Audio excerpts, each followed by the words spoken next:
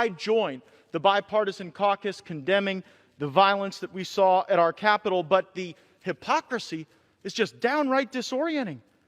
President Trump called for protests that would be peaceful and patriotic. He got labeled a national security threat. Yet the gentlelady from California can call on her supporters to get physical and in the faces of Republicans, and she gets the chairmanship of the Financial Services Committee.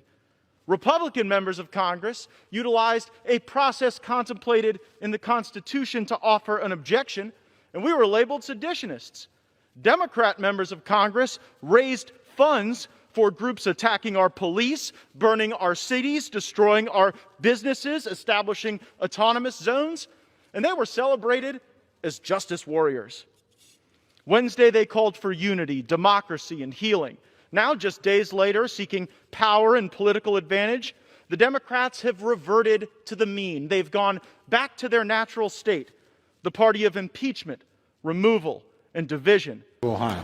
Gentleman from Ohio is recognized for 2 minutes. Thank the gentleman for yielding. Mr. Speaker, in his opening remarks, the Democrat chair of the Rules Committee said that Republicans last week voted to overturn the results of an election. Guess who the first objector was on January 6, 2017?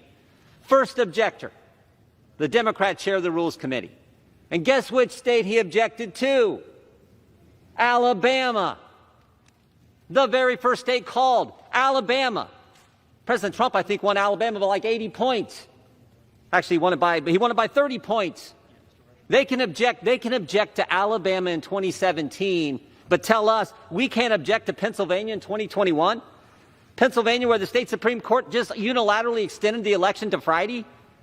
Pennsylvania, where the Secretary of State unilaterally changed the rules, went around the legislature in unconstitutional fashion? Pennsylvania, where county clerks in some counties, and you can imagine which counties they were, let people fix their ballots against the law, cure their ballots, their mail-in ballots, direct violation of the law. And they tell us we tried to overturn the election. Guess who the second objector was in 2017? The individual managing the impeachment for the Democrats. Americans are tired of the double standard. They are so tired of it. Democrats object to more states in 2017 than Republicans did last week, but somehow we're wrong. Democrats can raise bail for rioters and looters this summer, but somehow when Republicans condemn all the violence this summer, the violence last week, somehow we're wrong.